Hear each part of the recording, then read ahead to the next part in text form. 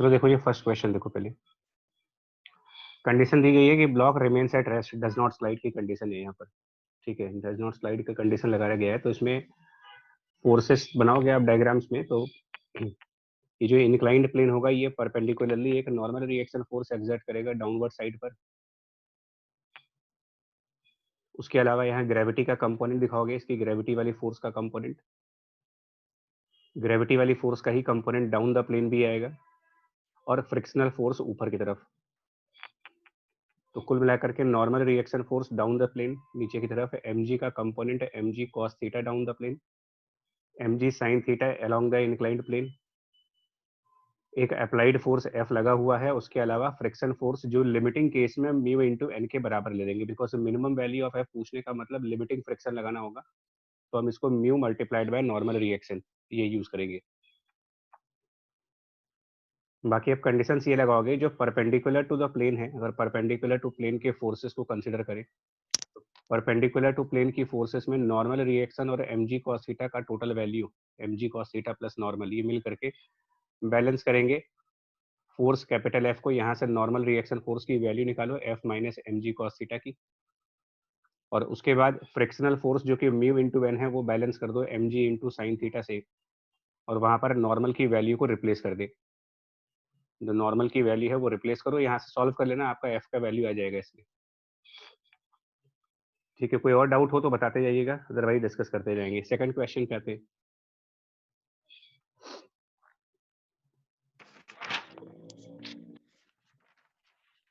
ठीक है, सेकंड वाले क्वेश्चन में ये कह रहा है कि जो एक रॉड है उसको पहले वर्टिकली था, उसके बाद उसको डिस्प्लेस किया गया है, ओमेगा अल्फा उसकी एंगुलर स्पीड और एंगुलर एक्सेलरेशन है, value of acceleration of the centre of मास।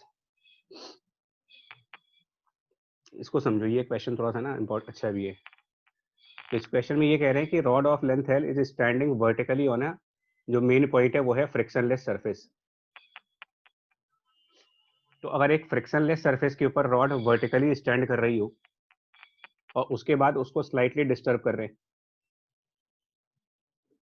आप बताएंगे इसमें रॉड का मोशन किस टाइप से रहेगा। रॉड को अगर हम डिस्प्लेस कर रहे हैं एक स्मूथ सरफेस के ऊपर, फ्रिक्शनलेस सरफेस के ऊपर, तो फोर्सेस अगर कंसिडर करोगे तो फोर्सेस यहाँ पर दो ही मिलेंगे आपको, एक डाउनवर्ड डायरेक्शन में ग्रेविटी की फोर्स मिलेगी और एक अपवर्ड डायरेक्शन में नॉर्मल रिएक्शन। फ्रिक्शन लेस है तो फ्रिक्शन नहीं आ रहा, यानी कि कोई भी हॉरिजेंटल फोर्स नहीं है इसमें। हॉरिजेंटल फोर्स जीरो होगा तो यहाँ पर Newton law system of particles वाला लगाओ, जिसमें ये कहा जाता है कि फोर्स बराबर mass into acceleration of the centre of मास। इसका मतलब यहाँ से ये कह सकते हो कि सेंटर ऑफ मास की हॉरिजेंटल डायरेक्शन में कोई एक्सेलरेशन नहीं होगी। इसका मतलब सेंटर ऑफ मास का एग्जैक्टली वर्टिकल मोशन हो रहा होगा इस केस में। तो रॉड का सेंटर ऑफ मास जो ग्राउंड से L/2 डिस्टेंस पर पहले था, इनिशियली ग्राउंड से L/2 डिस्टेंस पर, वो सिर्फ वर्टिकल डायरेक्शन में नीचे आ सकता है, वो हॉरिजेंटली राइट या हॉरिजेंटली लेफ्ट नहीं हो सकता। एंड दैट मीन्स कि जब ये रॉड टर्न करेगी तो कुछ इस टाइप की सिचुएशन बनेगी टर्न करने के बाद, कि even after turning centre of मास उसी वर्टिकल लाइन पर रहे जिस वर्टिकल लाइन पर वो पहले था। प्रीवियस वर्टिकल लाइन पे ही सेंटर ऑफ मास को रहना चाहिए, एग्जैक्ट वो वर्टिकली ही नीचे आ सकता है। और उसके बाद इसमें ये भी कहा गया है कि इसकी एंगुलर स्पीड ओमेगा है और एंगुलर एक्सेलरेशन अल्फा है। ये दो बातें कही इन्होंने, ओमेगा और अल्फा।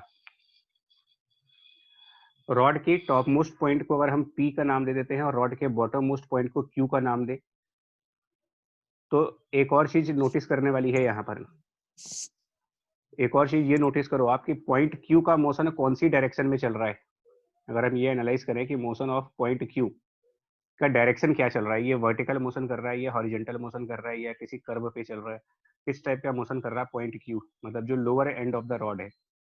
तो lower end of the rod ground के ऊपर पीछे की तरफ, हाँ जी, ग्राउंड के ऊपर पीछे की तरफ जा रहा है। Lower end of the rod ground के ऊपर ही स्लिप कर रहा है, इसका मतलब मोशन ऑफ Q जो होगा वो एग्जैक्टली हॉरिजेंटल है।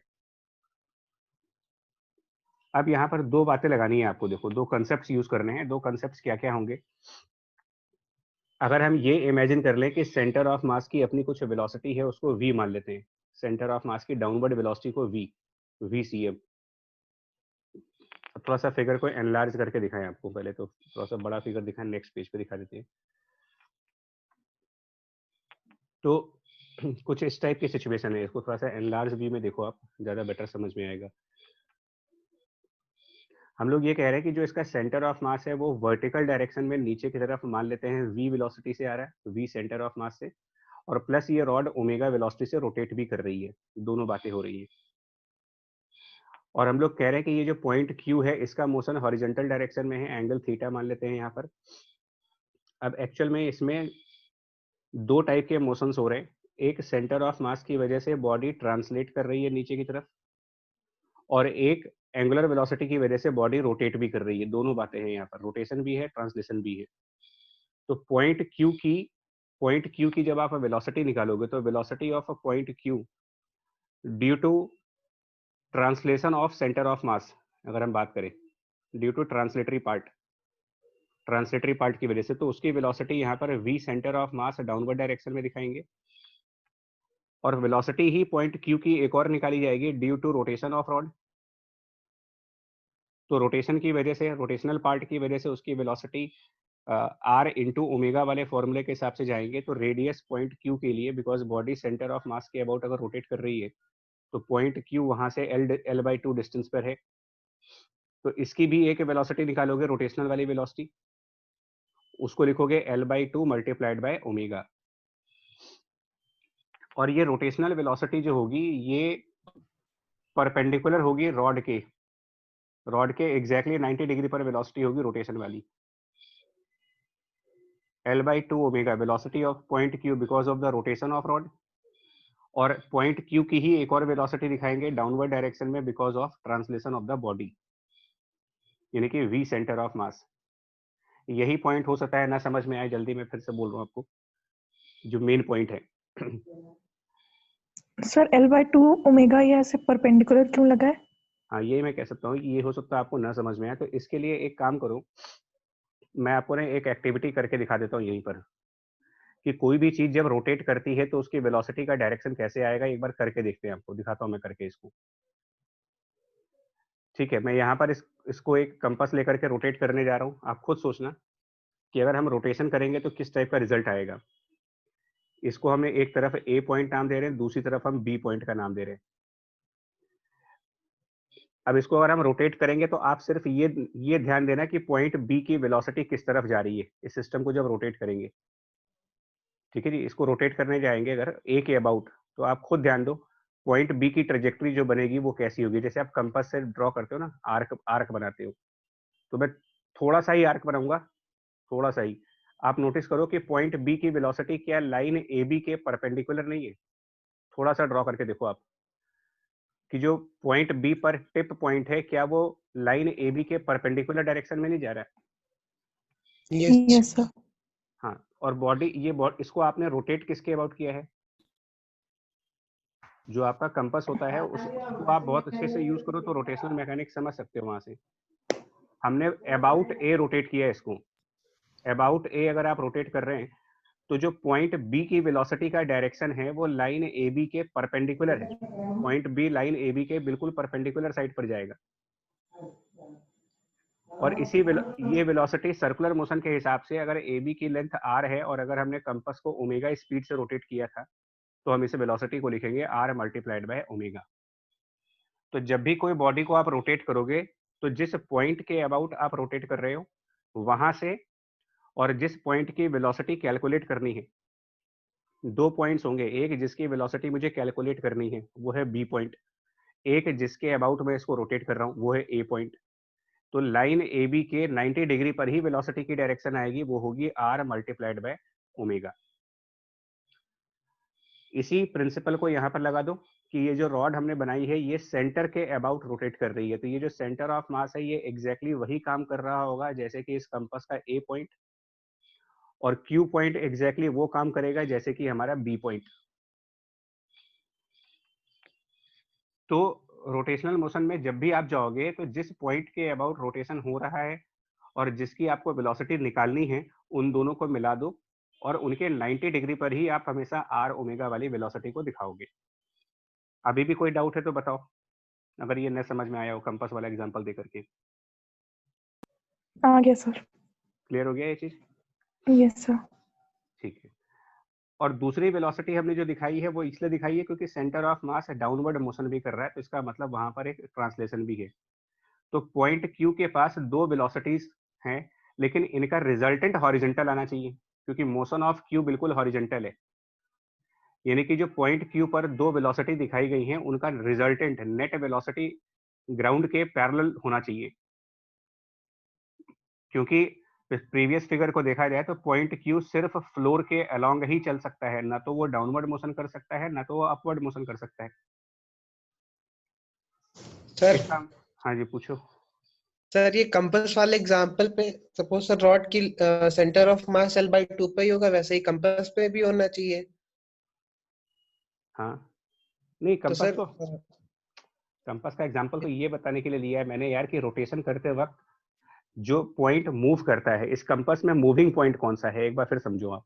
कंपास का एग्जांपल दूसरा है, इसमें दो पॉइंट होंगे, एक स्टेशनरी और एक मूविंग। ए पॉइंट स्टेशनरी है और बी मूव है, तो रोटेशन के टाइम पर जो मूविंग पॉइंट होता है उसके मूव करने की डायरेक्शन क्या है वो देखो आप। क्या वो हमेशा रेडियस के 90 डिग्री पर ही चला? किसी भी मोमेंट पे देख लो, ये सर परपेंडिकुलर ये एंगल हमेशा 90 बनेगा। जो चीज रोटेट करेगी ना, जो चीज रोटेट कर रही है उसका एंड पॉइंट हमेशा उस रोटेटिंग लाइन के 90 डिग्री पर ही उसकी वेलोसिटी की डायरेक्शन आएगी। मैं ये बताने के लिए मैंने एग्जांपल लिया है। ये सर ये समझ गया। हाँ, लेकिन जैसे कंपास तो पॉइंट ए के अबाउट रोटेट कर रहा है, और यहाँ पर बॉडी सेंटर ऑफ मास के अबाउट रोटेट कर रही है।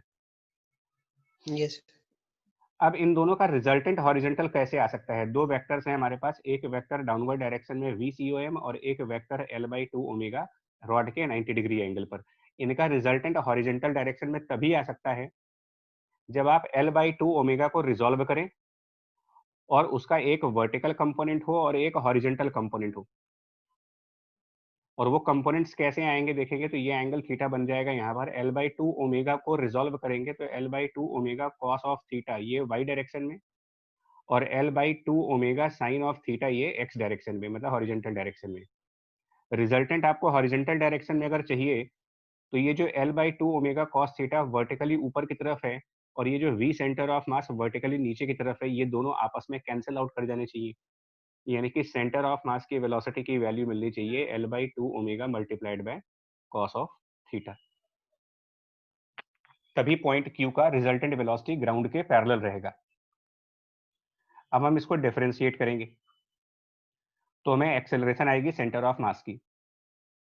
डिफरेंशिएट करने में L/2 कांस्टेंट है, और यहाँ प्रोडक्ट रूल लगा के डिफरेंशिएट करेंगे तो cos of theta into differentiation of omega यानी कि D omega by D T, plus omega और डिफरेंशिएशन ऑफ कॉस थीटा यानी कि minus of sine theta into further D theta by D T. अब इसको साइन थीटा होगा sir L/2। एक नहीं से थीटा थीटा कैसे बच्चे? अरे सॉरी सॉरी सॉरी सॉरी ठीक है सर ठीक सॉरी। है, तो ये आ जाएगा। इसको पूरा सिंप्लीफाई करेंगे तो ये वैल्यू बन जाएगी D omega by D T को बाई डेफिनेशन हम एंगुलर एक्सेलरेशन अल्फा कहते हैं। तो हमारे पास सेंटर ऑफ मास की एक्सेलरेशन आ जाएगी ओमेगा L/2, सॉरी ओमेगा नहीं alpha, alpha L/2 into cos theta, एक ये आ रहा टर्म, और साथ में दूसरा टर्म आ रहा है आपके पास माइनस में D theta by D T को ओमेगा से रिप्लेस कर सकते हो, तो ये omega square into sine of theta, ये हो जाएगी सेंटर ऑफ मास की एक्सेलरेशन। अब अपने आंसर देखो कौन से आएंगे। वेलोसिटी सेंटर ऑफ मास की L/2 ओमेगा कॉस थीटा और डिफरेंशिएट करके एक्सेलरेशन, और इस हिसाब से इसमें से कौन सा ऑप्शन है। हमें एक्सेलरेशन पूछा है, सेंटर ऑफ मास का एक्सेलरेशन कितना होगा। अब इसके हिसाब से, और एक चीज और बताएं इसमें, हाँ ये जो ऑप्शन है, सॉरी एक चीज है, ये जो एंगल थीटा है अगर आप देखोगे तो जैसे जैसे रॉड रोटेट करेगी एंगल थीटा की वैल्यू रिड्यूस करेगी यहाँ पर। तो जब एंगल थीटा रिड्यूस करेगा तो कैलकुलस के पॉइंट ऑफ व्यू से अगर हम साइन कन्वेंशन लगाएंगे तो D theta by D T की वैल्यू नेगेटिव आनी चाहिए। तो यानी कि जब हम D theta by D T को रिप्लेस करेंगे ओमेगा से, तो साथ में वहां पर एक माइनस साइन भी लगाएंगे, बिकॉज थीटा एक डिक्रीजिंग वेरिएबल है। तो ये माइनस की वजह से यहाँ पर फिर से आपके पास प्लस साइन का आ जाएगा, और बाहर L/2 था वो मल्टीप्लाई करना भूल गए, यहाँ पर यहाँ L/2 भी मल्टीप्लाई होगा। तो alpha L/2 cos theta plus omega square L/2 sin theta. तो दैट मींस बीस बी वाला ऑप्शन आ जाएगा। ये सबसे थोड़ा सा मैंने कहा से डिफिकल्ट क्वेश्चन यही था, बिकॉज इसमें ये जो कंसेप्ट है ये भी नया कंसेप्ट था। सर सर जो वर्टिकल में फोर्स हमारी देख रहे हैं वो बैलेंस्ड है, इस वजह से हमने रॉड को इस तरह से मूवमेंट दिखाया। पर सर जब नहीं हमारी रॉड एक मिनट बच्चा, वर्टिकली फोर्सेस बैलेंस नहीं है, नॉर्मल और mg बैलेंस नहीं है। मैं कह रहा हूँ फोर्सेस वर्टिकल प्रेजेंट हैं, बैलेंस नहीं कह रहा हूँ। हॉरिजॉन्टल में फोर्सेस ना होने की वजह से centre of mass horizontal accelerate नहीं कर रहा है।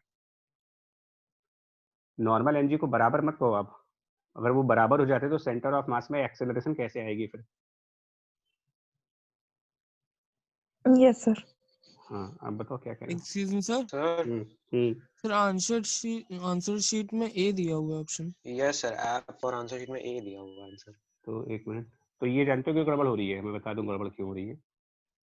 वो जो क्वेश्चन में थीटा है ना, क्वेश्चन में जो एंगल थीटा है वो विद वर्टिकल है, और हम लोगों ने जो अभी यहाँ पर थीटा बना रखा है जो वो हॉरिजॉन्टल के साथ, वो हॉरिजॉन्टल हॉरिजॉन्टल ले लिया। तो थीटा अगर बदल देंगे तो कॉस की जगह साइन और साइन की जगह कॉस आ जाएगा, वो इस वजह से तो यही ऑप्शन आएगा। सही है,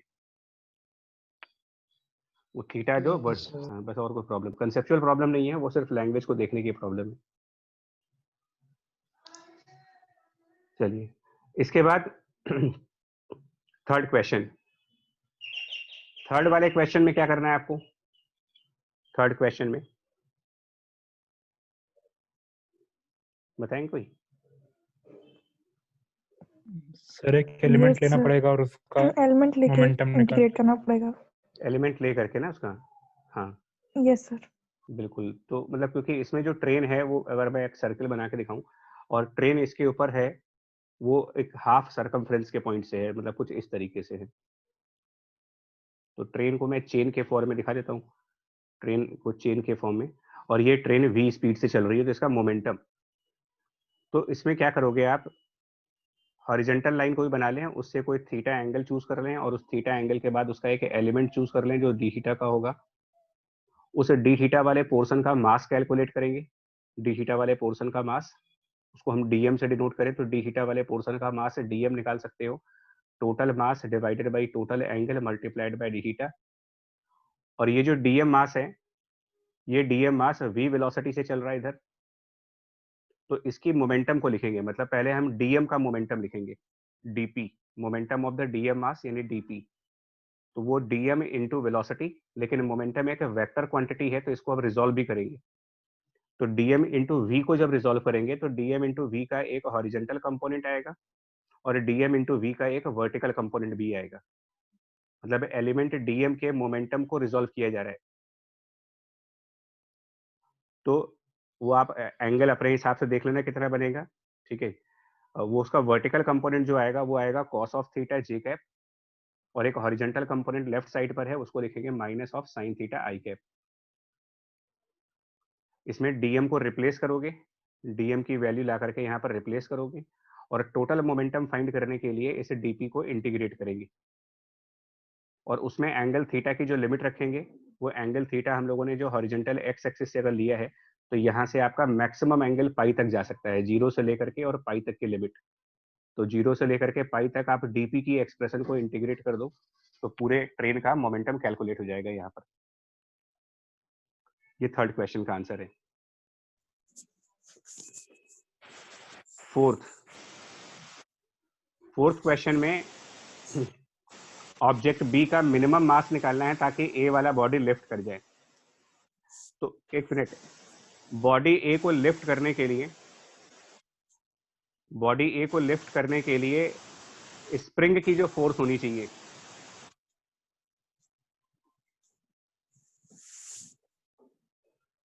बॉडी ए को अगर आप लिफ्ट करना चाहते हो तो स्प्रिंग के अंदर जो फोर्स आनी चाहिए, मतलब के इंटू एक्स कह दें अगर, तो वो फोर्स बॉडी ए के वेट के बराबर होनी चाहिए। यानी कि लिमिटिंग कंडीशन लगाएं अगर, तो लिमिटिंग कंडीशन में आप स्प्रिंग वाली फोर्स के एक्स को पुट करोगे कैपिटल एम जी के बराबर।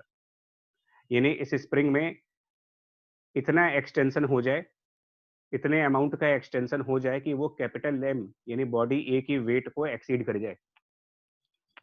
और अगर स्प्रिंग एक्स अमाउंट से एक्सटेंड होगी तो बगल में जो बी वाला ब्लॉक है ये कितना डाउनवर्ड मोशन करेगा, ये आप कंस्ट्रेंट इक्वेशन से लाओगे।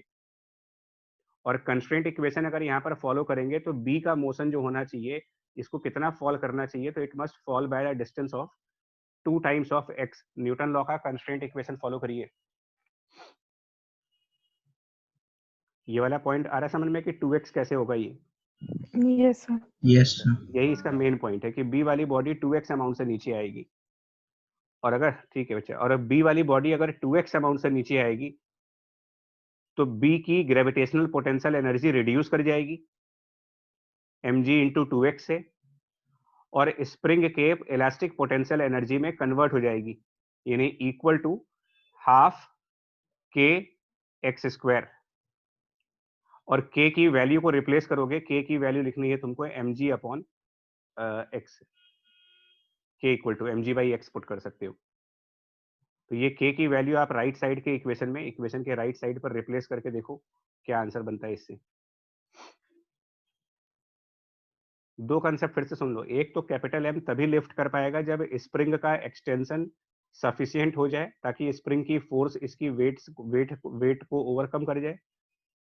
तो हमने स्प्रिंग का एक्सटेंशन x माना। दूसरा कंसेप्ट कंस्ट्रेंट इक्वेशंस का है कि अगर स्प्रिंग x अमाउंट से ऊपर जाएगी तो ब्लॉक B को 2x अमाउंट से नीचे आना पड़ेगा, और ब्लॉक B जब नीचे आएगा तो ग्रेविटेशनल पोटेंशियल एनर्जी लॉस हो जाएगी इसकी, जो स्प्रिंग के पोटेंशियल एनर्जी में कन्वर्ट होनी चाहिए कंजर्वेशन ऑफ एनर्जी के पॉइंट से, यानी कि mg 2x बराबर half k x square. X की k की value mg by x put करेंगे और फिर सिंप्लीफाई कर लो, आंसर बन जाएगा आपका। फिफ्थ सर क्वेश्चन स्प्रिंग अनइलोंगेटेड का फिर इसमें क्या यूज है? किसका बच्चा?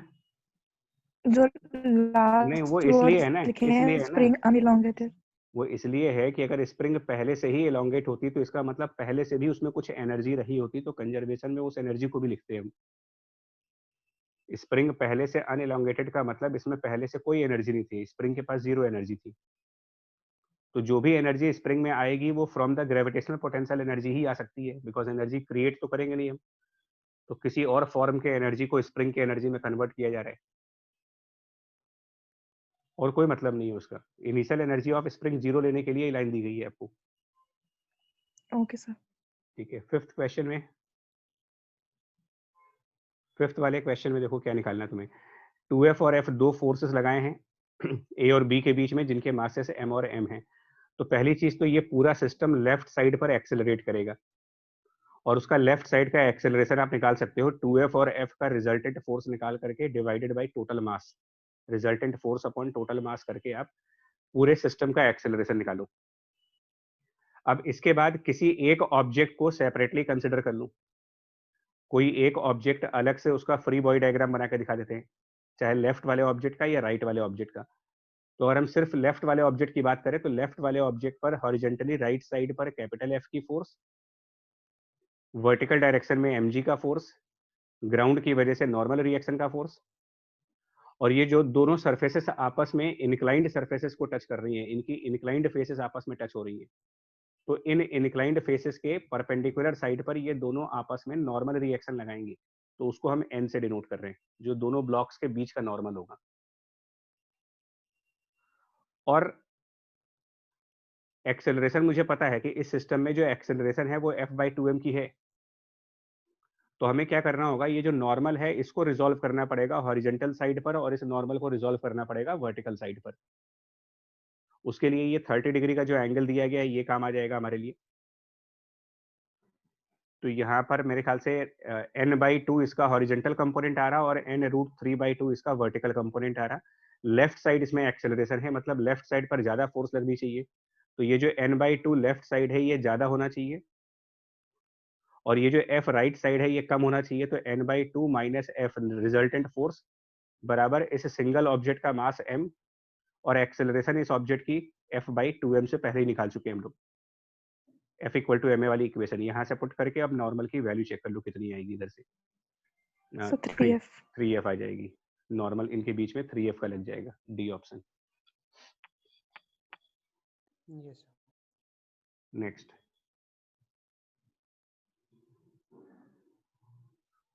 थोड़ा सा इसको बड़ा कर ले यार, दिख नहीं रहा है इसमें। सिक्स्थ क्वेश्चन में पूछना है या फिर स्किप करें इसको? जैसा बताओ, सर स्किप कर दीजिए। हो गया तो। है ना, बता देना। ठीक है,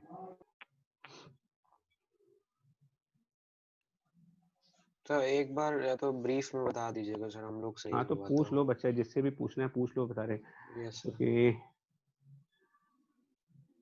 ठीक है।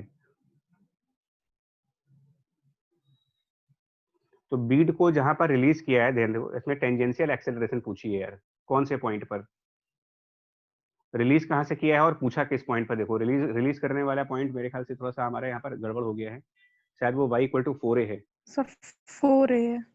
और यस सर। और जब वो y इक्वल टू a पर आएगा तो कंसेप्ट इसका ये है कि ये y इक्वल टू 4a पर रिलीज हो रहा है, फिर ये y इक्वल टू a पर आएगा। तो पहला स्टेप तो आपको ये निकालना पड़ेगा, जब y इक्वल टू 4a पर था तो उसमें 0 वेलोसिटी थी, और जब वो y इक्वल टू a पर आएगा तो उसमें v वेलोसिटी आ जाएगी, 0 से v। इसको कंजर्वेशन ऑफ एनर्जी से लाओ। ये 3a डिस्टेंस फॉल किया है, तो mg into 3a potential energy का लॉस होगा, और half mv square kinetic energy gain कर जाएगी। हालांकि इसकी जरूरत नहीं है मेरे को, बट फिर भी एक इक्वेशन आपको ये बता दे रहे हैं। दूसरी इक्वेशन जो बननी है वो अलग से बनाओ, वो बेसिकली ये बननी है सेकंड इक्वेशन, कि इस पैराबोला में जब आप y इक्वल टू a वाला पॉइंट कंसिडर करोगे, y इक्वल टू a जब ये पॉइंट कंसिडर करेंगे, तो y इक्वल टू a पर तुमको इस बॉडी पर ग्रेविटी की फोर्स लग रही होगी mg की डाउनवर्ड डायरेक्शन में, और इसके अलावा बीड के परपेंडिकुलर साइड पर नॉर्मल रिएक्शन फोर्स भी लग रही होगी। अब पूछा गया है टेंजेंशियल एक्सेलरेशन, तो टेंजेंशियल एक्सेलरेशन निकालने के लिए तुमको टेंजेंशियल फोर्स निकालनी पड़ेगी और डिवाइडेड बाय मास करना पड़ेगा, और टेंजेंशियल फोर्स में mg का कंपोनेंट आएगा। यहाँ पर mg का कंपोनेंट इसकी टेंजेंट के लॉन्ग जाएगा। तो उसके लिए अगर हम ये मान लें कि ये टेंजेंट वाली लाइन हॉरिजॉन्टल से थीटा एंगल बना रही है, टेंजेंट वाली लाइन हॉरिजॉन्टल से थीटा एंगल पर है, टेंजेंट की लाइन हॉरिजॉन्टल से थीटा एंगल पर, तो टेंजेंट के अलॉन्ग ग्रेविटी का कंपोनेंट हुआ mg sin थीटा, और नॉर्मल के अलॉन्ग हुआ mg इंटू कॉस थीटा। तो टेंजेंशियल फोर्स यहाँ पर mg sin थीटा है डिवाइडेड बाय मास m, यानी कुल मिलाकर के g sin थीटा। अब यहाँ पर थीटा निकालने के लिए क्या करोगे, तो यहाँ पर मैथ्स का कंसेप्ट लगाओ कि स्लोप ऑफ टेंजेंट निकालते हैं किसी भी कर्व का, स्लोप ऑफ टेंजेंट किसी भी कर्व का निकालने के लिए उसका डेरिवेटिव निकालते हो dy बाय dx करते हो, और स्लोप ऑफ टेंजेंट मतलब tan थीटा ही हुआ, तो tan थीटा की वैल्यू इसका डिफरेंशिएशन होगा। अब y की वैल्यू तुमको दे रखी है x स्क्वायर अपॉन 4a, तो dy बाय dx निकालेंगे तो dy बाय dx की वैल्यू x बाई 2a के बराबर आएगी, जिसको कि y के फॉर्म में लिखना चाहेंगे तो y के फॉर्म में ये रूट ऑफ 4ay x को रिप्लेस करेंगे और डिवाइडेड बाई 2a, और इसके अंदर y इक्वल टू a रखना है तुम्हें। यहाँ पर y इक्वल टू a, तो y इक्वल टू a रखने का मतलब यहाँ पर वैल्यू बन जाएगी आपकी टोटल 1, tan थीटा की वैल्यू 1 मतलब थीटा 45 डिग्री, और थीटा 45 डिग्री रखेंगे तो g sin थीटा का मतलब g बाय रूट 2, ये आंसर बनेगा, सी ऑप्शन बनेगा इसमें। 7th क्वेश्चन, यहाँ पर ये लाइन दी गई है, टाइम t इक्वल टू 0 पर स्प्रिंग में टेंशन फोर्स 0 थी, ये लाइन दी गई है, ये इंपॉर्टेंट लाइन है यहाँ पर।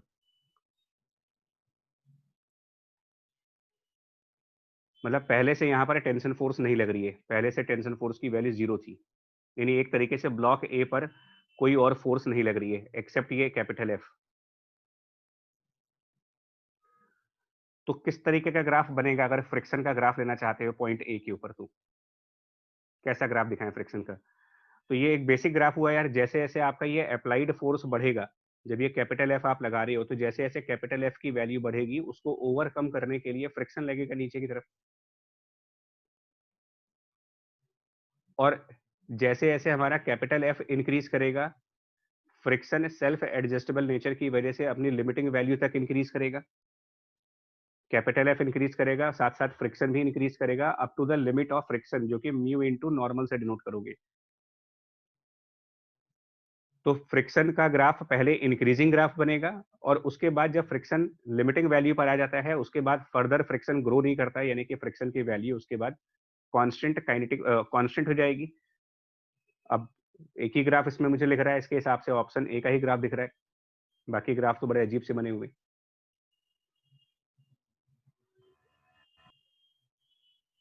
भाई टेंशन फोर्स 0 होने का मतलब ब्लॉक ए इंडिपेंडेंटली रखा हुआ है, तो एक सिंगल ब्लॉक के ऊपर जब आप फोर्स लगाते हो तो लिमिट ऑफ फ्रिक्शन आने तक फ्रिक्शन और अप्लाइड फोर्स हमेशा बराबर रहते हैं। एफ इक्वल फ्रिक्शन की वैल्यू और कैपिटल एफ की वैल्यूज बराबर होंगी और कैपिटल एफ टी के बराबर है, यानी कि फ्रिक्शन अपने लिमिटिंग वैल्यू पर जाने से पहले एफ इक्वल टू टी होगा। तो टाइम और फ्रिक्शन के बीच स्ट्रेट लाइन ग्राफ बनेगा।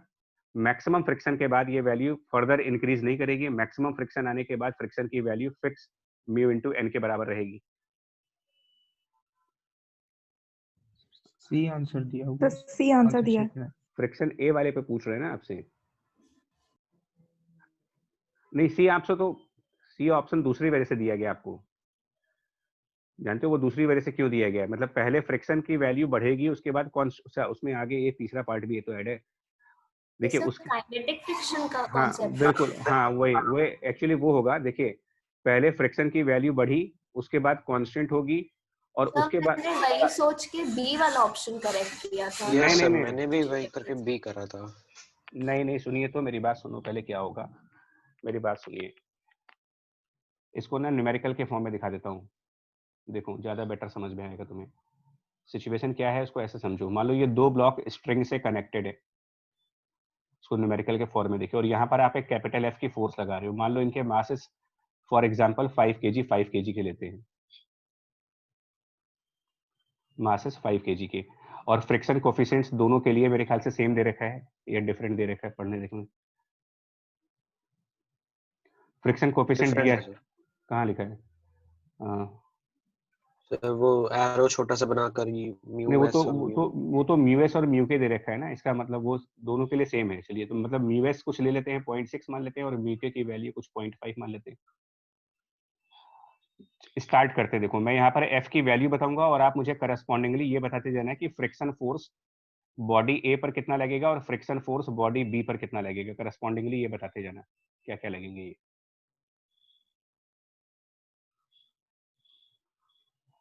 ठीक है, और साथ में मुझे स्ट्रिंग में टेंशन फोर्स भी बताना है। पहले फ्रिक्शन ऑन ए कितना होगा, टेंशन कितना होगा, देन फ्रिक्शन ऑन बी कितना होगा, इस तरीके से बताओ। सबसे पहले हम कैपिटल एफ को 0 करते हैं, क्या आंसर आएगा? मतलब कोई फोर्स ना लगाएं, कैपिटल एफ 0। और क्वेश्चन कह चुका है कि टेंशन फोर्स 0 है, क्वेश्चन में ऑलरेडी दिया गया तुमको टी 0 है, मतलब कि बॉडी ए के ऊपर हमने कोई फोर्स लगाई ही नहीं है, ना कैपिटल एफ ना टी। इसका मतलब फ्रिक्शन ऑन ए 0 होगा, और जब टेंशन 0 होगी तो ब्लॉक बी के ऊपर भी फ्रिक्शन की वैल्यू 0 होगी, यानी सब कुछ 0। फिर हमने मान लो फोर्स एफ की वैल्यू कुछ रैंडमली चूज कर ली। मान लो एफ की वैल्यू हमने चूज कर ली यहाँ पर 20 न्यूटन की। तो यहाँ पर जब आप 20 न्यूटन का फोर्स लगाओगे तो बॉडी ए के नीचे फ्रिक्शन लगना स्टार्ट हो जाएगा, फ्रिक्शन ऑन ए। बट उस फ्रिक्शन की जो मैक्सिमम वैल्यू है, यानी उसकी जो लिमिटिंग वैल्यू है, वो 0.6 इंटू नॉर्मल 50 यानी 30 न्यूटन की है। तो लेकिन हम फोर्स 20 न्यूटन का लगाएंगे सिर्फ, तो फ्रिक्शन भी 20 न्यूटन ही लगेगा सेल्फ एडजस्टेबल होने की वजह से। तो अगर हम 20 न्यूटन फोर्स लगाएंगे तो फ्रिक्शन भी 20 न्यूटन लगेगा, ये दोनों बैलेंस हो जाएंगे। टेंशन अभी भी नहीं आएगा इसके अंदर, 0 टेंशन रहेगी। और जब 0 टेंशन रहेगी तो ब्लॉक बी के ऊपर कोई फोर्स लगा नहीं, ब्लॉक बी के ऊपर जब कोई फोर्स नहीं लगा तो ब्लॉक बी पर लगने वाला फ्रिक्शन अभी भी 0 रहेगा। फिर जब हम फोर्स एफ की वैल्यू को 30 न्यूटन के बराबर कर देंगे, यानी कि ब्लॉक ए के मैक्सिमम फ्रिक्शन के बराबर फोर्स लगा दे 30, तो यहाँ पर फ्रिक्शन 30 न्यूटन पहुंच जाएगा। अभी भी ये फोर्सेस बैलेंस हो जाएंगी, टेंशन फोर्स अभी भी 0 रहेगा, ब्लॉक बी पर फ्रिक्शन अभी भी 0 रहेगा। अब मान लीजिए हमने फोर्स की वैल्यू 40 न्यूटन कर दी, तो जैसे ही आप 40 न्यूटन की फोर्स लगाओगे, 40 न्यूटन की फोर्स, सिस्टम अभी भी नहीं चलेगा। देखिए सिस्टम कब चलेगा पहले ये डिसाइड करो, सिस्टम चलेगा कौन से फोर्स पर। क्योंकि ए और बी अगर आपस में बंधे हुए हैं तो फ्रिक्शन ऑन बी उसकी भी अपनी मैक्सिमम वैल्यू 30 न्यूटन की है, दोनों को मिला ऐड अप हो जाएंगे सर। हाँ, तो दोनों को मिला करके टोटल 60 न्यूटन का फ्रिक्शन लग रहा है। तो जब तक 60 न्यूटन से ज्यादा फोर्स नहीं लगाओगे ये चलेंगे नहीं, तो 40 न्यूटन पर भी नहीं चल पाएंगे। और अगर 40 न्यूटन पे ये चल ही नहीं सकते तो कैपिटल एफ अगर हमारा 40 है लेकिन ए वाले ब्लॉक का फ्रिक्शन 30 के बियॉन्ड जा नहीं सकता, तो यहाँ पर तो फ्रिक्शन कांस्टेंट 30 न्यूटन का लगेगा। और जो बचा हुआ 10 न्यूटन है 40 माइनस 30 वो 10 न्यूटन टेंशन के फॉर्म में आ जाएगी, टेंशन के फॉर्म में आ जाएगी। और जब 10 न्यूटन की टेंशन लगना स्टार्ट हो जाएगी तो ब्लॉक बी के 10 न्यूटन की टेंशन फोर्स को ब्लॉक बी का फ्रिक्शन बैलेंस कर देगा, यानी कि फ्रिक्शन एट बी 10 न्यूटन के बराबर। फिर जब हम 60 न्यूटन की फोर्स लगा देंगे तो 60 न्यूटन की फोर्स अगर आप बॉडी ए पर लगाओगे 30 न्यूटन का फ्रिक्शन, अब टेंशन 30 आ जाएगा, टेंशन की वैल्यू 30। और जब टेंशन की वैल्यू 30 होगी तो उस 30 न्यूटन की टेंशन के अपोजिट बी वाले का फ्रिक्शन भी 30 लगेगा। अब इसके बाद जब 60 से बड़ा फोर्स लगाओगे आप, 60 न्यूटन से ज्यादा, तो ये सिस्टम मोशन में आ चुका है। तो अब ए और बी दोनों के फ्रिक्शन अपने आप काइनेटिक फ्रिक्शंस कन्वर्ट हो जाएंगे, और जब ये काइनेटिक फ्रिक्शन होंगे तो हम म्यू के इंटू एन से कैलकुलेट करेंगे इनको, यानी कि 0.5 इंटू 50 25 न्यूटन की काइनेटिक फ्रिक्शन लगना स्टार्ट हो जाएंगी यहाँ पर। सॉरी, टेंशन 25 नहीं, फ्रिक्शन 25 हो जाएगा, टेंशन तो कैलकुलेट करना पड़ेगा आपको। मतलब 60 न्यूटन तक एक्सेलरेशंस जीरो रहेंगी और 60 न्यूटन के बाद जाकर के नॉन जीरो एक्सेलरेशंस आ जाएंगी। तो अब हम टेंशन को कैलकुलेट कर सकते हैं, बट टेंशन पूछा नहीं है।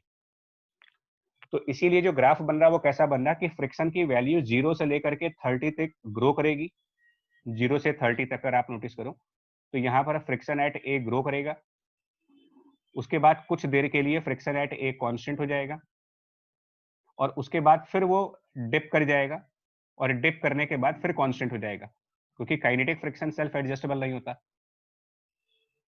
तो 0 से 30 तक राइज किया, 30 पर कांस्टेंट रहा थोड़ी देर के लिए, और उसके बाद अचानक से डिप करके और फिर वो कांस्टेंट हो जाएगा।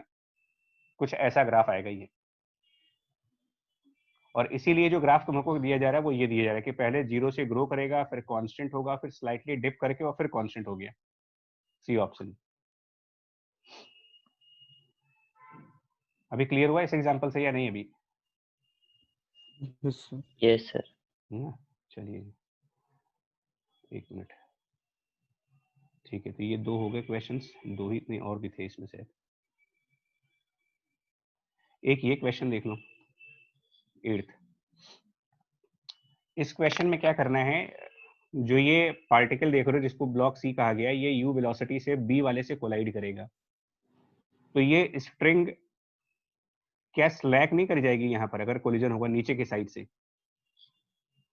अगर ब्लॉक सी जा करके बी वाले को नीचे की साइड से हिट करेगा तो अचानक से ये ब्लॉक बी जंप करेगा तो स्प्रिंग स्लैक कर जाएगी यहाँ पर। Yes sir.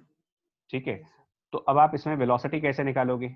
बी और सी के बीच कोलिजन हो रहा है, तो कोलिजन वाला कंसेप्ट लगाएं, और ये सब सेम मासेस के हैं, और ये बॉडी स्टिक कर रही है, यानी इनइलास्टिक कोलिजन हो रहा है।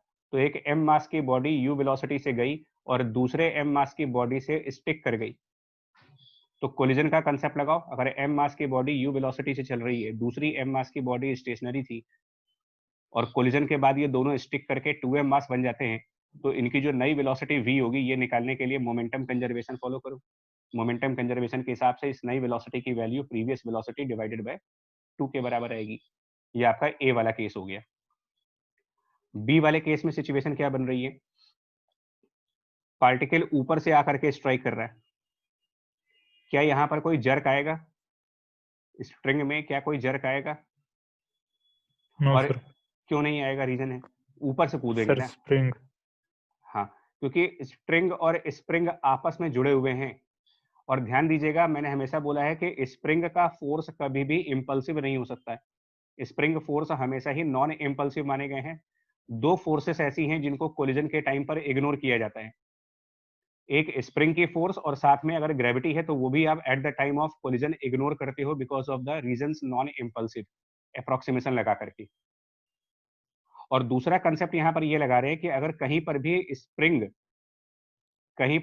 स्प्रिंग और उसके साथ कोई स्ट्रिंग लगाई जाए, स्प्रिंग और स्ट्रिंग सीरीज में अगर ऐड किए जाते हैं, तो इसका भी एक कंसेप्ट होता है कि ये भी शायद आपको मैकेनिक्स में मैंने बताया है कि जहां पर सेम रहता है ना सर? हाँ, जो ज्वाइंट होते हैं, जैसे अगर आप किसी जगह पर ज्वाइंट प्रोड्यूस करो स्प्रिंग और स्ट्रिंग का, तो ज्वाइंट पर दोनों तरफ से सेम फोर्स आनी चाहिए। ज्वाइंट पर हमेशा ही स्प्रिंग वाली साइड से और स्प्रिंग वाली साइड से बराबर फोर्स होनी चाहिए, मतलब कि टेंशन और स्प्रिंग फोर्स ज्वाइंट पर बराबर मिलने चाहिए आपको। तो अगर आप स्प्रिंग फोर्स को इग्नोर करोगे तो फिर इसका मतलब टेंशन को भी इग्नोर करो और ग्रेविटी भी इग्नोर करो। तो अगर हम टेंशन और ग्रेविटी दोनों ही इग्नोर कर दे रहे हैं तो इसका मतलब कोई एक्सटर्नल फोर्स है नहीं यहाँ पर। तो सिंपल सा कंसेप्ट क्या हुआ है, एक एम मास की बॉडी इसमें भी यू वेलोसिटी से गई और दूसरे स्टेशनरी एम मास से कोलाइड कर गई, कोई एक्सटर्नल फोर्स नहीं है, मोमेंटम कंजर्व कर देंगे यहाँ पर भी, और यहाँ पर भी मोमेंटम कंजर्व करके इसकी नई वेलोसिटी u/2 के बराबर ही आ जाएगी। तीसरे वाले केस में क्या है, थर्ड केस में, थर्ड वाले केस में जो यहाँ पर बी वाले ब्लॉक से स्ट्रिंग लगी है, ब्लॉक बी से, यहां पर एक जर्क प्रोड्यूस होगा यहाँ पर अचानक से, उस जर्क को इग्नोर नहीं कर पाएंगे। तो थर्ड वाले केस में थोड़ा डिफरेंट अप्रोच से सॉल्व करना पड़ेगा। वो अप्रोच क्या रहेगी, देखो थर्ड वाले केस में सॉल्व करने की अप्रोच, एक एम मास नीचे की तरफ यू वेलोसिटी से आया, दूसरा एम मास रेस्ट पे था, दोनों आपस में स्टिक कर गए और ये 2m मास हो गया जो v वेलोसिटी से नीचे जाएगा। किन दो मासेस की बात कर रहा हूं, c वाले मास की और b वाले मास की। c और b आपस में कोलाइड कर गए तो c प्लस b 2b हो गया, उसकी वेलोसिटी v आई। लेकिन यहां पर मोमेंटम कंजर्व नहीं कराओगे क्योंकि इनके कोलिजन के वक्त एक जर्क लग रहा है ऊपर की तरफ, यानी कि टेंशन फोर्स आ रही है जो कि इग्नोर नहीं कर सकते। तो मोमेंटम कंजर्वेशन नहीं करा सकते, यहां पर आपको इंपल्स मोमेंटम थ्योरम लगाना पड़ता है कि final momentum 2m into v minus initial momentum m into u, change in the momentum should be equal to force into time, tension multiplied by delta t. और टेंशन के आगे minus sign भी लगाएंगे।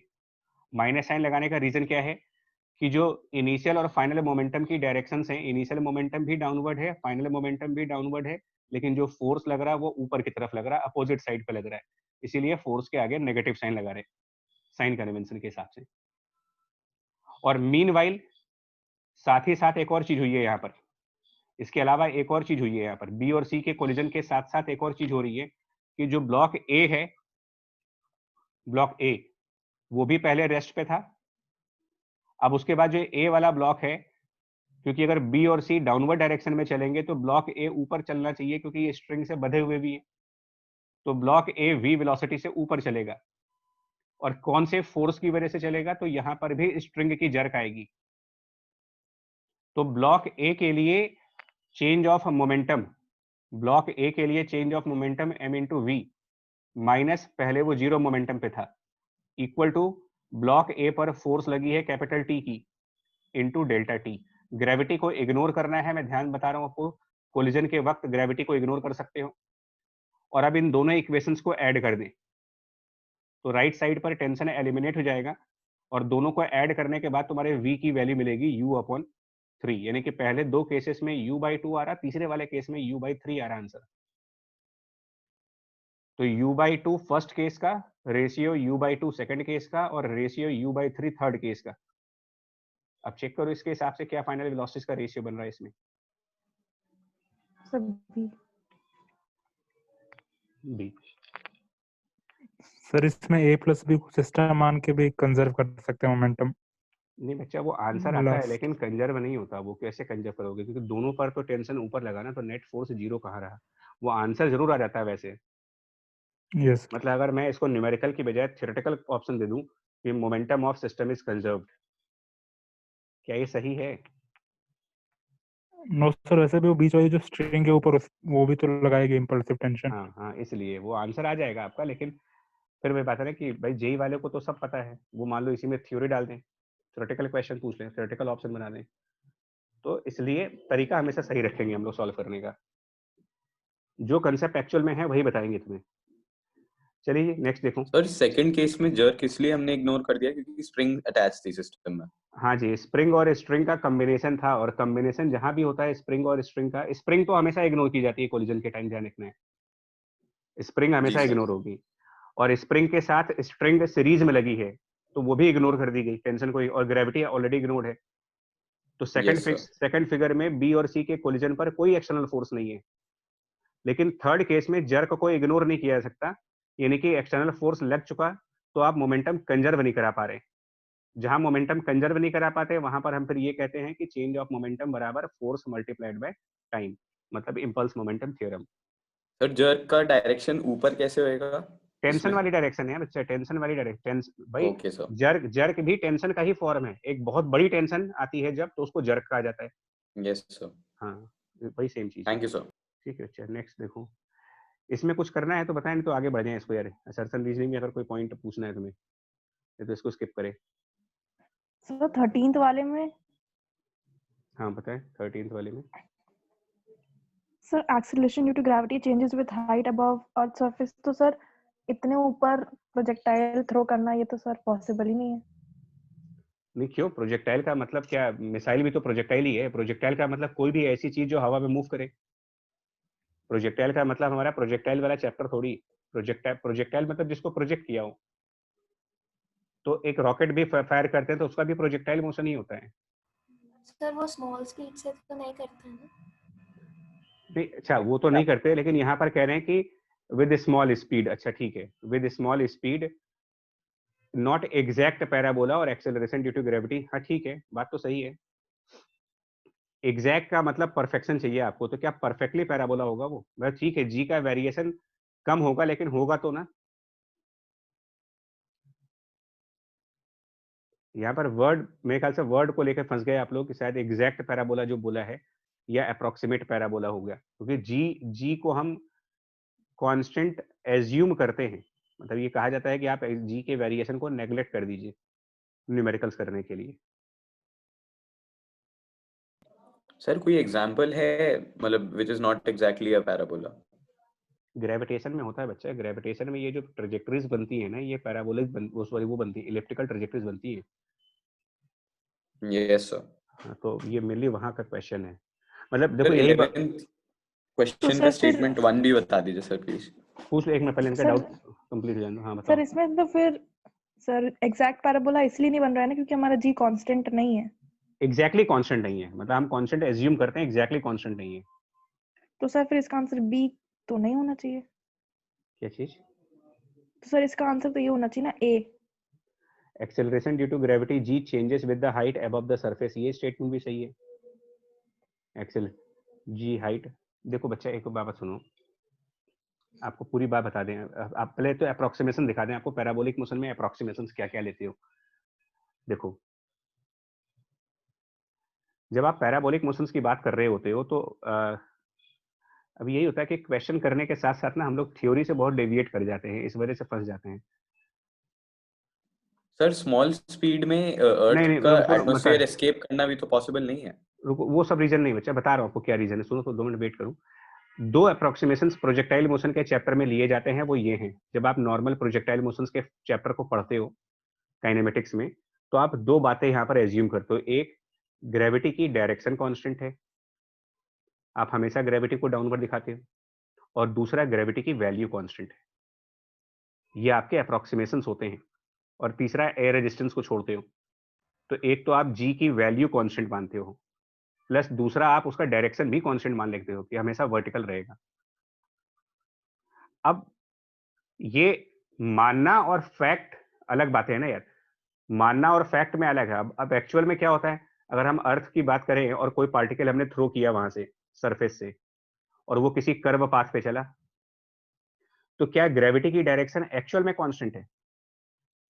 क्या ग्रेविटी हमेशा towards centre of earth नहीं लगती है?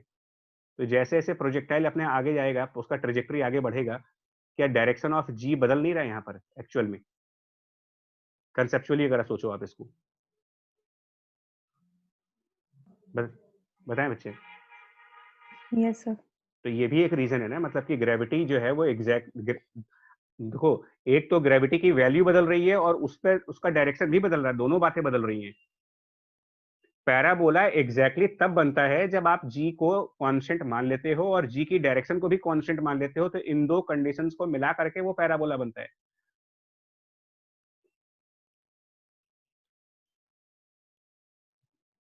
अभी नहीं क्लियर हुआ?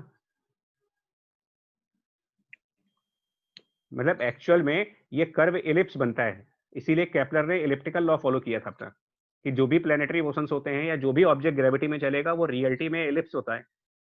और अच्छा एक और बात बता दें आपको मैथ्स में एक टेलर सीरीज होती है, एक टेलर थ्योरम है, आपको शायद आइडिया नहीं होगा इसके बारे में। एक टेलर थ्योरम मैथ्स में आती है जो ये कहती है कि ये जो एलिप्स होते हैं या जो भी कर्व होते हैं वो for very small segment every curve behave like a parabola. ये मैथ्स की टेलर थ्योरम है।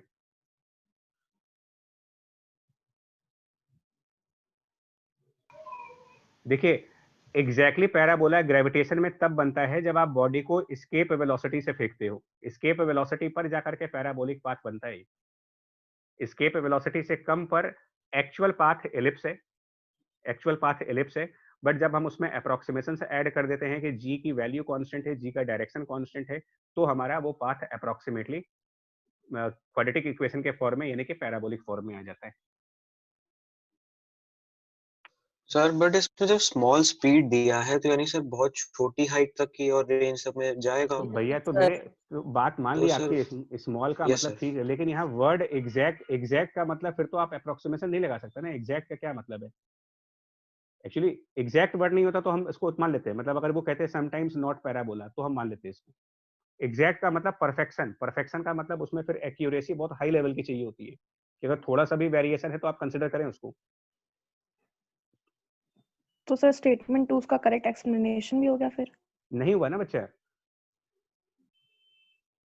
मतलब इनकम्प्लीट हुआ। एक्सप्लेनेशन है, मैं मना नहीं कर रहा हूँ, एक्सप्लेनेशन है बट इनकम्प्लीट एक्सप्लेनेशन भी है एक तरीके से, कि acceleration due to gravity change हो रहा है मैग्नीट्यूड में भी और डायरेक्शन में भी। हालांकि इन्होंने कुछ लिखा नहीं है, तो हम तो अगर आपकी जगह होते तो इसको यही मानते कि ये सही एक्सप्लेनेशन है, मैं यही मानता इसको, क्योंकि acceleration due to gravity changes, तो इस चेंज में उसका मैग्नीट्यूड का भी चेंज है और इस चेंज का मतलब मेरे हिसाब से डायरेक्शन का भी चेंज है। क्योंकि या तो इन्होंने ये लिखा होता है कि magnitude of acceleration due to gravity changes, तो हम सिर्फ मैग्नीट्यूड पर फोकस करते, डायरेक्शन पर फोकस ना करते, लेकिन जी का चेंजेस, तो मेरे हिसाब से ऑप्शन ए को ही सही मानना चाहिए इसमें भी। तो रीजन तो यही है इसका। सर और क्वेश्चन 12th का स्टेटमेंट 2 एक बार जरा एक्सप्लेन कर दीजिएगा। उसमें क्या दिक्कत आई है? easier to pull a land mover than to push it। जान तो इसमें एक्चुअली ये जेई एडवांस का ही क्वेश्चन है। पुल और पुश में ये बेसिकली एट एंगल पर होगा, तब जाकर के स्टेटमेंट सही होगा ये, कि अगर आप एंगल पर पुल और पुश करते हो तो।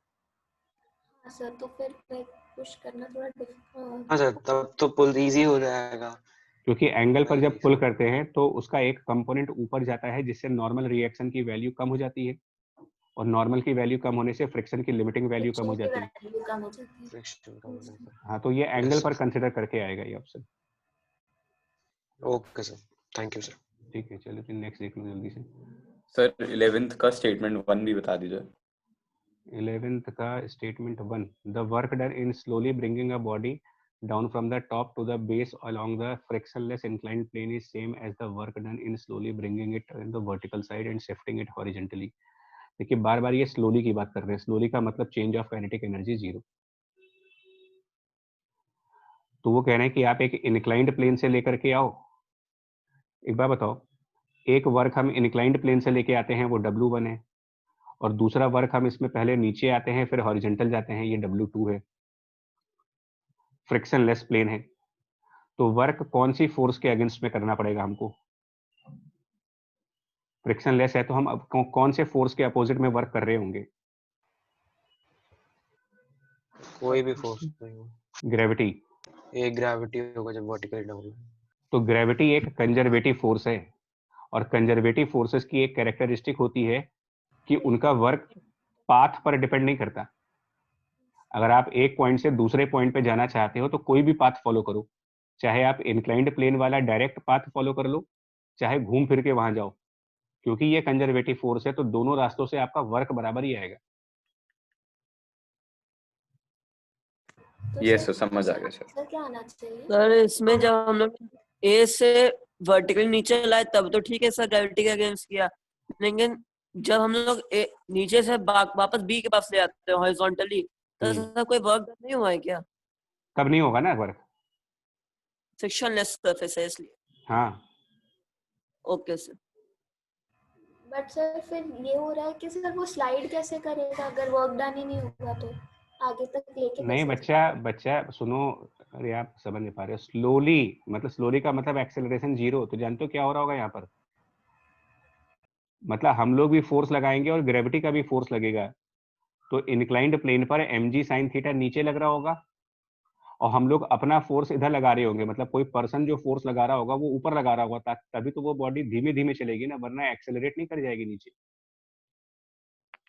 और जब जब वो वर्टिकल साइड से आ रहा होगा तो वर्टिकल साइड से पूरा पूरा mg लगेगा, तो पर्सन को फोर्स वर्टिकल लगाना पड़ेगा, पर्सन की फोर्स ऊपर की तरफ लगेगी।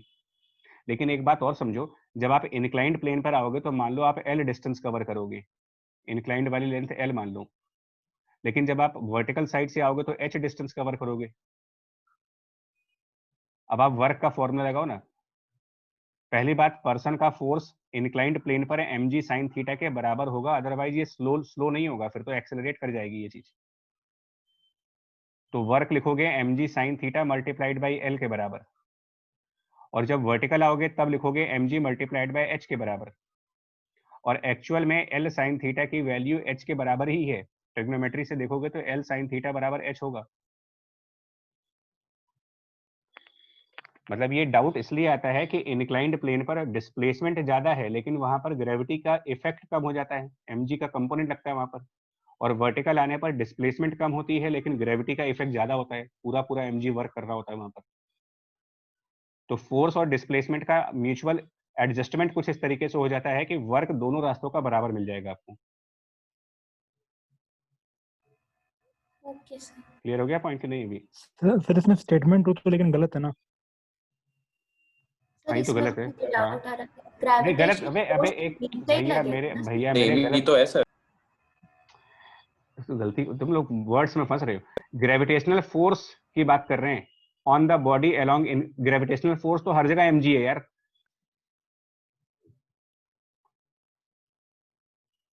Gravitational force on the body तो वो तो mg ही रहेगा ना। ये थ्योरेटिकल क्वेश्चंस तो अलोंग न्यूमेरिकल द से बेटर इंक्लाइंड है। का मतलब जानते हो, अच्छा लैंग्वेज का गेम है वो, मतलब वो ये कहना चाह रहा है कि जब तुम इंक्लाइंड प्लेन पे जाओगे तो ग्रेविटी कम लगेगी और वर्टिकल आओगे तो ग्रेविटी ज्यादा लगेगी।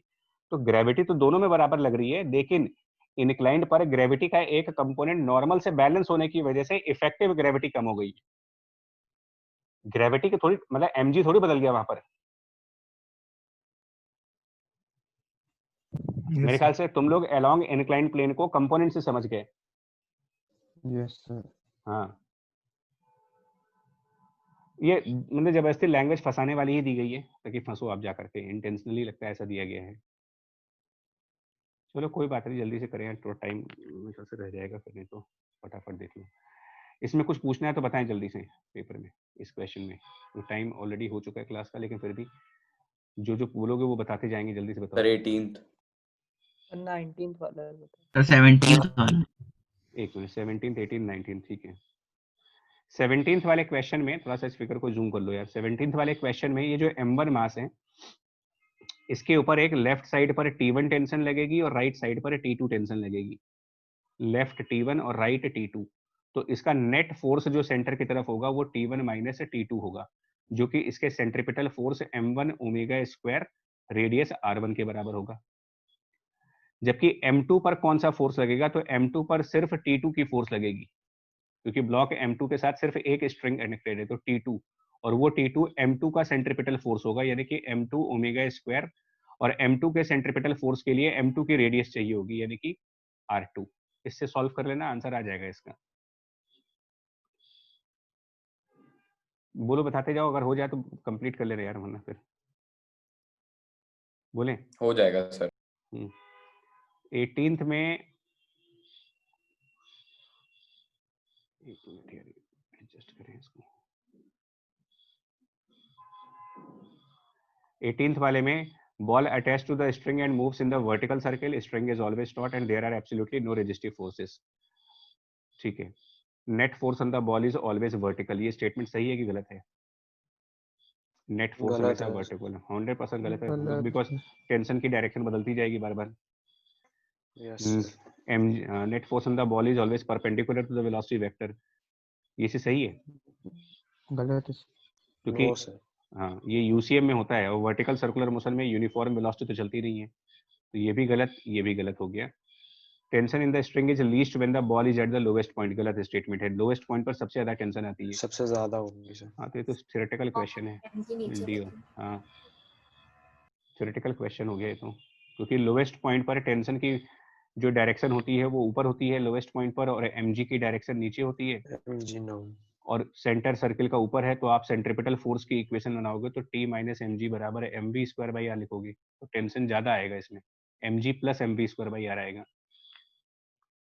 और टॉप पॉइंट पर जाते हैं तो टेंशन नीचे और mg भी नीचे होती है, तो टेंशन और mg ऐड हो जाते हैं टॉप पॉइंट पर, और वो ऐड करके mv square by r subtract हो जाता है mv स्क्वायर बाई आर। हाँ तो लोवेस्ट टेंशन होती है टॉप पॉइंट पर और मैक्सिमम बॉटम पॉइंट पर।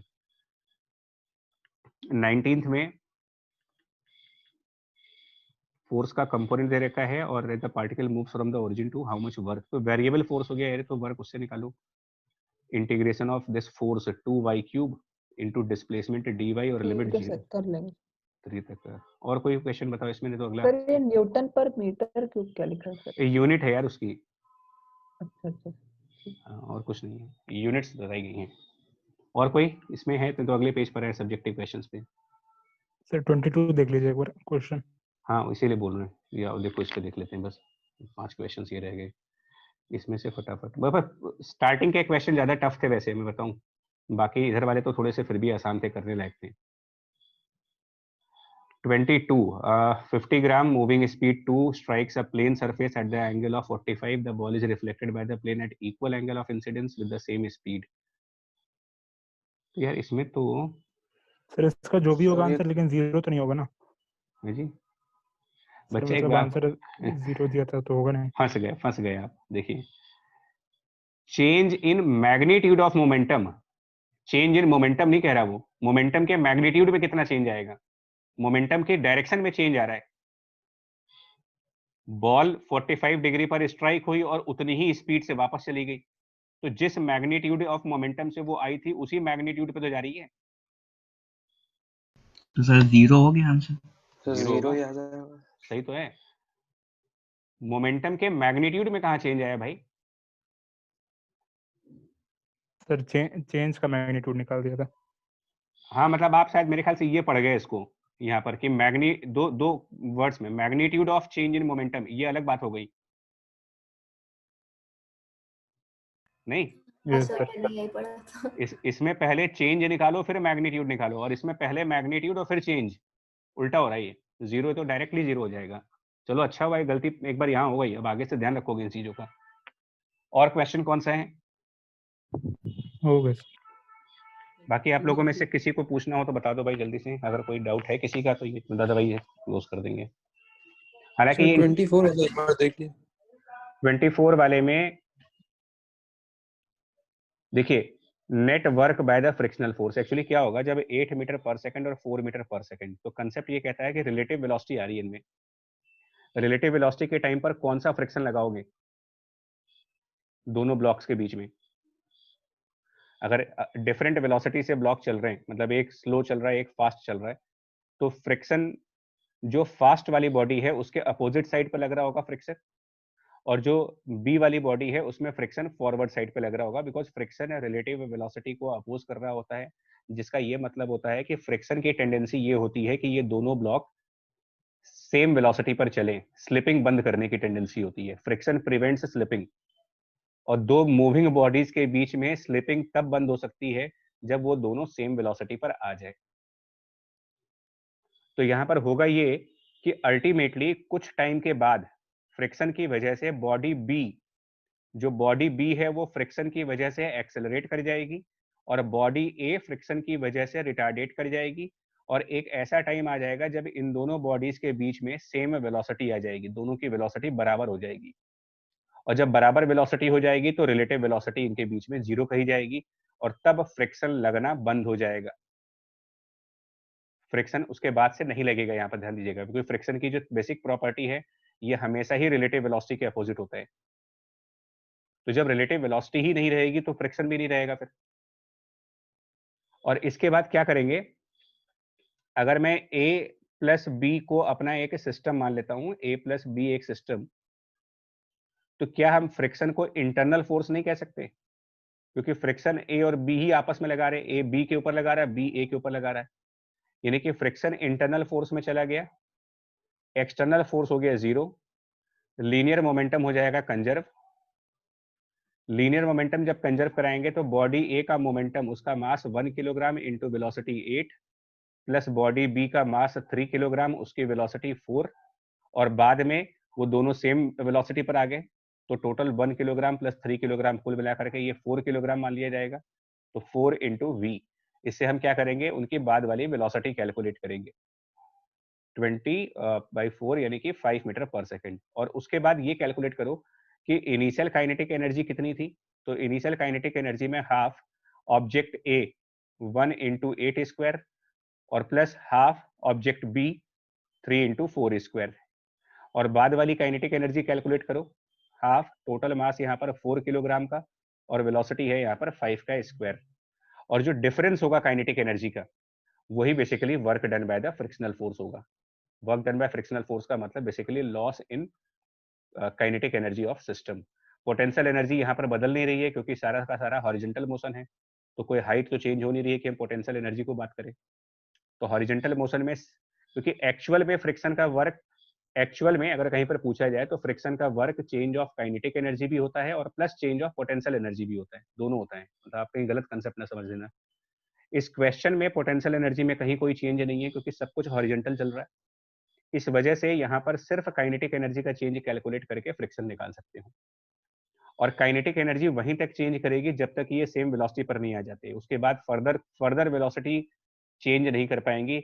रिलेटिव वेलोसिटी 0 होने के बाद फ्रिक्शन के लगने का कोई रीजन नहीं है।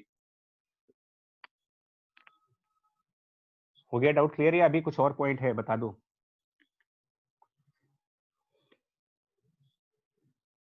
हो गया बच्चे लोग, बताएं। Yes sir.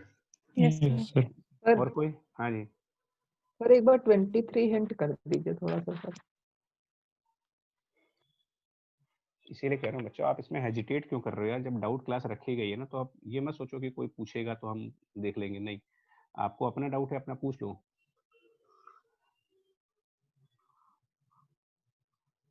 ये फायदा ले लो भाई आप लोग, क्योंकि फिर कहाँ मिलता, बड़ी मुश्किल से तो डाउट क्लास होती है फिजिक्स में।